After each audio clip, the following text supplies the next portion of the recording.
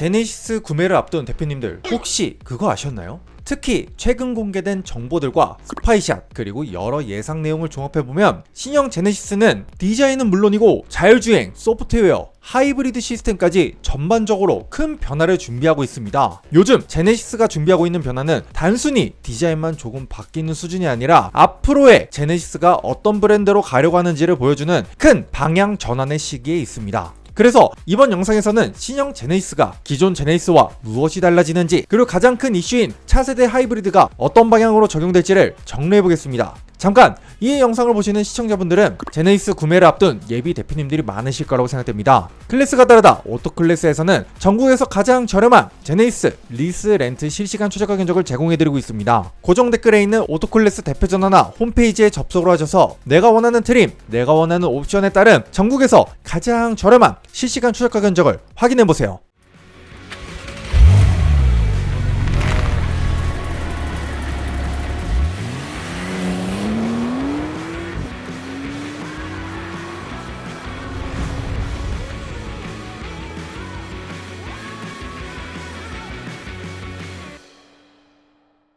안녕하세요. 믿고 살 수 있는 21년 장수기업 오토클래스의 박PD입니다. 먼저 달라지는 점을 봐야겠죠. 신형 제네시스 전 모델에서 가장 달라지는 점은 단순한 상품성 개선이 아니라 기술 중심으로 전환될 것이라는 점입니다. 대표적으로 주목받는 부분이 엔비디아와의 협업을 통한 레벨 2 플러스 자율주행 기술 탑재입니다. 여기서 먼저 레벨 2와 레벨 3의 차이를 이해하는 것이 중요하죠. 레벨 2는 기본적으로 차량이 차선 유지, 앞차와의 거리 조절, 가감속 같은 기능을 보조해주는 단계입니다. 하지만 운전자가 항상 운전에 집중하고 즉시 개입할 준비를 해야 합니다. 반면 레벨 3는 특정 조건에서 차량이 스스로 주행을 담당하고 운전자는 일정 상황에서 전방 주시 의무를 일부 덜 수 있는 단계입니다. 그렇다면 레벨 2 플러스는 무엇일까요? 쉽게 말해 레벨 2보다 훨씬 더 적극적으로 조향, 제동, 차선 변경 등을 수행하지만 법적 책임과 최종 통제는 여전히 운전자에게 있는 중간 단계라고 볼 수 있습니다. 그래서 많은 분들이 테슬라와 비슷한 수준이냐고 물어보시는데 성격상으로는 테슬라의 감독형 주행보조 시스템과 닮아있다고 볼 수 있습니다. 즉 운전자가 완전히 손을 놓고 쉬는 자율주행이라기보다는 차량의 상당 부분을 능동적으로 도와주되 사람의 감독이 필요한 고도화된 주행 보조 시스템인 것이죠. 여기에 제네시스는 소프트웨어 중심 차량 개념과 AI 결합까지 더하려고 하고 있습니다. 단순히 기계적인 자동차가 아니라 업데이트와 데이터, 인공지능 기반 기능 고도화를 통해 시간이 갈수록 더 똑똑해지는 차를 만들겠다는 방향입니다. 또한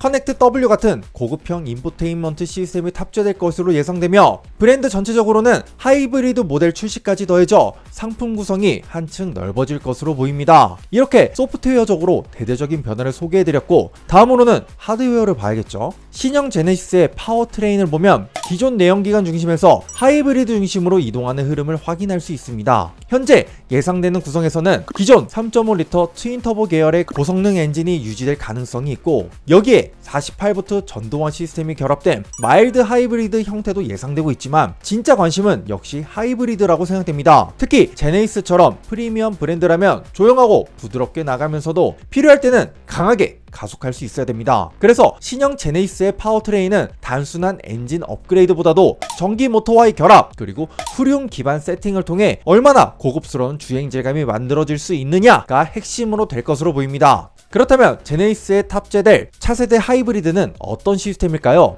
현재 언급되는 방향은 현대차 그룹의 차세대 하이브리드 시스템, 즉 TMED2 계열로 볼 수 있습니다. 기존 TMED1 방식은 모터가 하나의 중심이 되는 구조라서 효율은 좋지만 직병렬식 하이브리드에 비해 회전 질감이나 충전, 구동 전환 감각에서 아쉬움이 있다는 평가가 있었죠. 반면 차세대 시스템은 모터가 추가되면서 기존 병렬식 하이브리드의 단점을 보완한 구조로 발전하고 있습니다. 이 하이브리드가 실제로 어떤 차량과 비슷하냐고 보면 감각적으로는 도요타식 직병렬 하이브리드처럼 전기차에 가까운 부드러운 출발 감각과 높은 효율을 지향 지향하면서도 구조적으로는 현대차 그룹이 자체적으로 발전시켜온 병렬형 하이브리드의 성격을 유지하는 방식이라고 볼 수 있습니다. 즉 완전히 토요타와 같은 구조라기보다는 현대차 그룹 방식으로 진화한 고성능 병렬 하이브리드에 더 가깝다고 보는 것이 맞습니다. 출시될 하이브리드는 후륜 구동 하이브리드 쪽에 더 무게가 실리고 있습니다. 기존의 산타페, 소렌토 하이브리드에 출시됐던 전륜 구동 기반 하이브리드는 공간 효율과 연비 면에서는 유리할 수 있지만 제네시스가 추구하는 승차감과 핸들림, 무게 배분의 고급감과는 결이 다를 수 있습니다. 그래서 제네시스의 첫 본격 하이브리드는 후륜 구동 기반이 더 출시될 가능성이 높다는 의견입니다. 그렇다면 제네시스가 후륜구동 하이브리드로 출시된다면 장단점은 무엇이 있을까요? 장점부터 보면 가장 큰 강점은 승차감과 핸들링입니다. 후륜구동은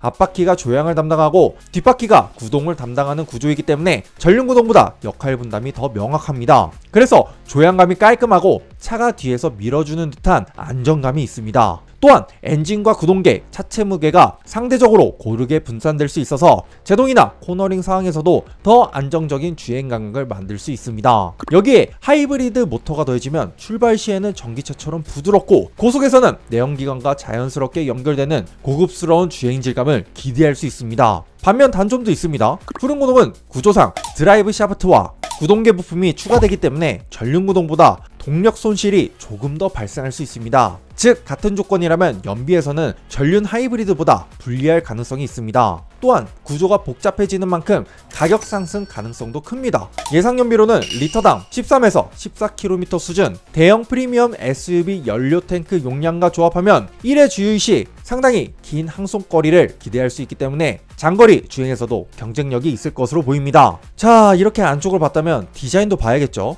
GB80 스파이샷과 예상도를 바탕으로 전면부, 측면부, 후면부 모두 변화가 감지됩니다. 전면부에서는 기존보다 얇고 더 정교한 크레스트 그릴, 그리고 콘셉트카에서 영향을 받은 더욱 미래적인 램프 구성이 핵심 포인트로 보입니다. 일부에서는 그릴리스에 가까운 인상까지 언급할 정도로 획기적인 디자인이 반영될 가능성이 있습니다. 측면부는 전체 실루엣 자체는 크게 바뀌지 않더라도 센서와 카메라를 고려한 새로운 구조물, 그리고 휠 디자인의 변화가 주목됩니다. 즉 겉으로는 우아함을 유지하면서도 기술 장비가 자연스럽게 녹아드는 방향이라고 볼 수 있습니다. 후면부는 비교적 변화의 폭이 제한적일 수 있지만 두 줄 램프의 존재감을 더 강조하고 하단 램프 그래픽을 정교하게 다듬는 방식이 예상됩니다. 전체적으로 보면 제네시스는 과한 변화보다는 기존의 고급스러움을 유지하면서 미래적인 디테일을 더하는 쪽으로 가고 있다고 정리할 수 있겠습니다. 마지막으로 예상 가격과 예상 출시일입니다. 현재의 흐름상 신형 제네시스 주요 모델들은 2026년 하반기부터 순차적으로 공개, 출시될 가능성이 거론되고 있습니다. 특히 G90 페이스리프트와 GB80 하이브리드 같은 핵심 모델들은 3분기 전후 시점이 유력하게 언급되고 있습니다. 가격은 당연히 오를 가능성이 큽니다. 자율주행 보조 기술이 고도화되고 소프트웨어 시스템이 강화되며 하이브리드 파워트레인까지 추가되기 때문입니다. 따라서 기본 모델 기준으로도 기존보다 시작 가격이 높아질 수 있고 옵션을 추가하면 실제 구매 가격은 빠르게 올라갈 가능성이 있습니다. 예상 인상 가격으로는 현재 가격에서 600만원에서 700만원 정도 높아지지 않을까 생각됩니다. 자, 오늘 이렇게 제네시스 차량이 무엇이 어떻게 달라지는지에 대해서 알아보았습니다. 여러분들의 생각은 어떠신가요? 자유롭게 댓글 남겨주시면 감사하겠습니다. 다음에도 더 좋은 컨텐츠로 찾아뵙겠습니다. 감사합니다.